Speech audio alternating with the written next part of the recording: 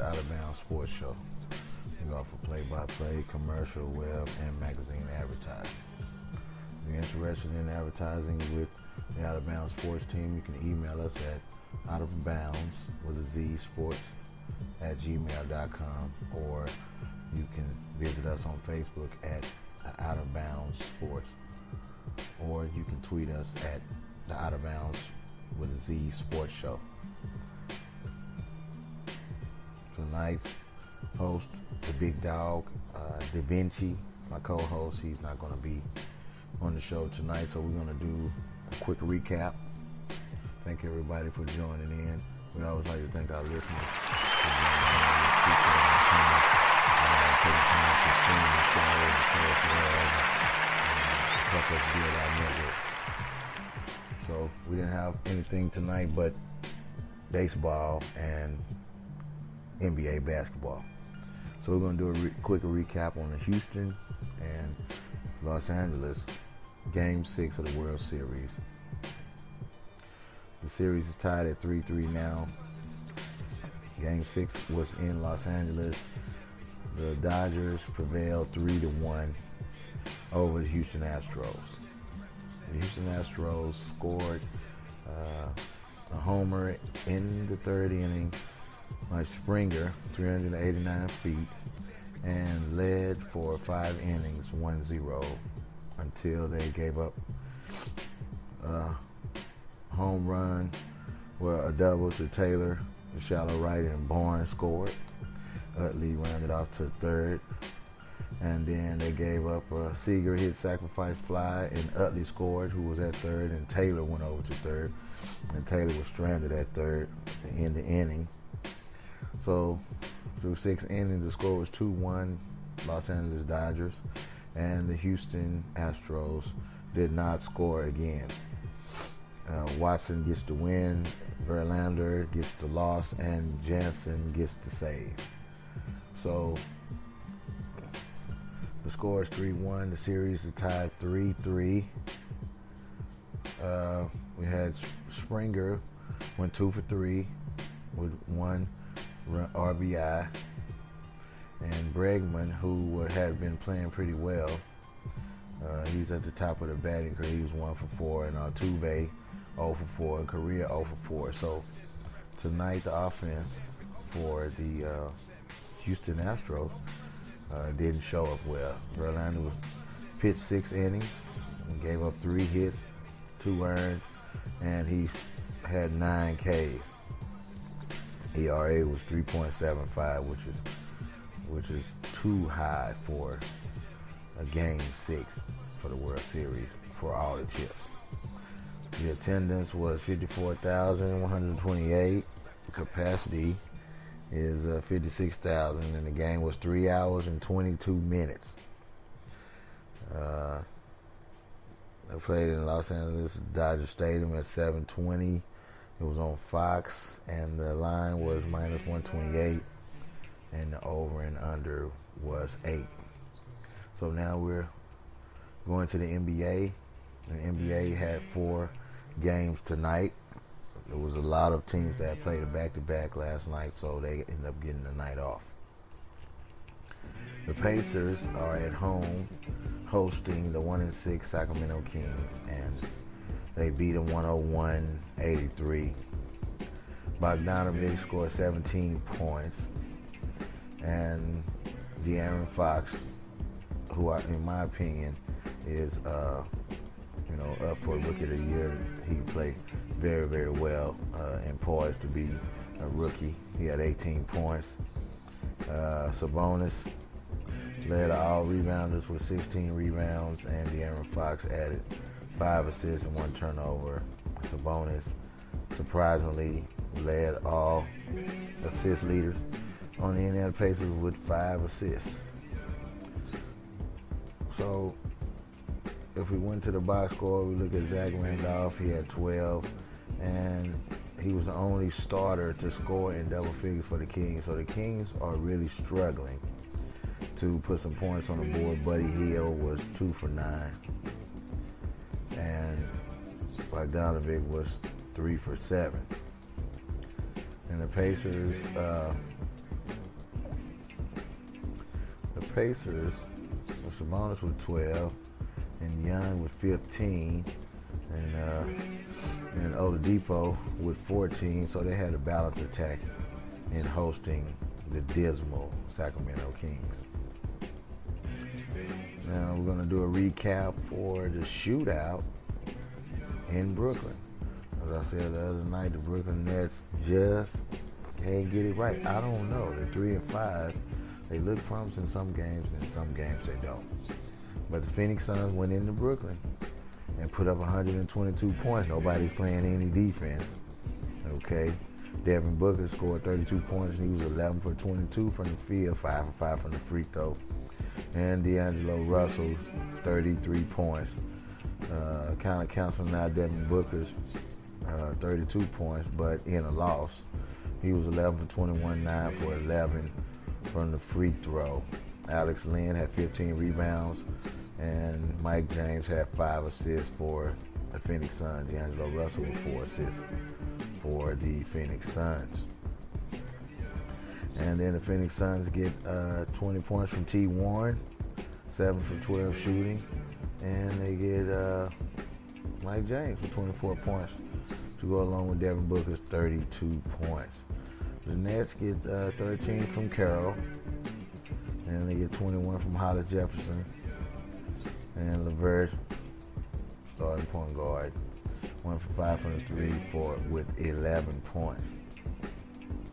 So now we're going to go to the Thunder, who went into Milwaukee to play against the Greek Freak and the Milwaukee Bucks, and the Thunder prevailed and go to 4-3 with a 110-91 victory over the Milwaukee Bucks, who were surging, but it looks like the Thunder has their number, and the Milwaukee Bucks fall to 4-3.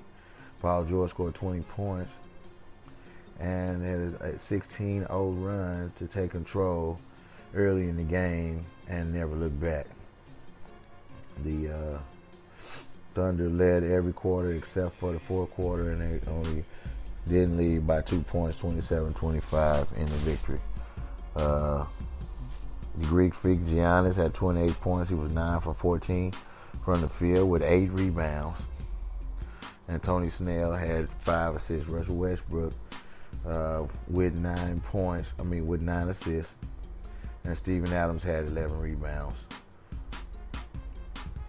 Carmelo Anthony gave him 17, and Adams added 14 points. And again, Russell Westbrook was flirting with a triple-double tonight. 12 points, 10 rebounds, and 9 assists. He's keeping up the same numbers that he ended the last year with, so you got to give the guy some props. He's playing the game absolutely well. You got to give it up for Russell Westbrook. He's in the top 30 in the game. That's 6'1", 6'2", and he's extremely explosive. So we're looking forward to him adding to his triple-double historic totals. And before we round out the last game, which is the Detroit Pistons, who was playing really well. They were 5-2 and went into the Los Angeles Lakers, who were struggling at 2-4. And the Lakers held up home court advantage. Julius Randle had 17 points, and LeVar Ball with 13 points. He's hanging around. He's struggling sometimes, but he's hanging around. Larry Nance Jr., who's been surging, had 12 rebounds. And Brandon Ingram had 6 assists. Reggie Jackson had 18 and 5 to lead all scorers for the Detroit Pistons. So it looks like the Detroit Pistons had a tough night shooting. If we check the box score, Drummond, who's usually played really well, he was 5 for 9, and he only brought in 10 points, but he also added 12 rebounds. T. Harris had 18 points and 4 rebounds, and Bradley, who didn't play well, 4 for 17 shooting, 0 for 5 from the 3, 8 points, 5 rebounds, and no assists.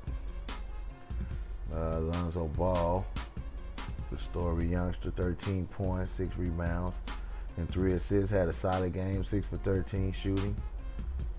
And Brandon Ingram, 13 points, 5 rebounds, and 6 assists.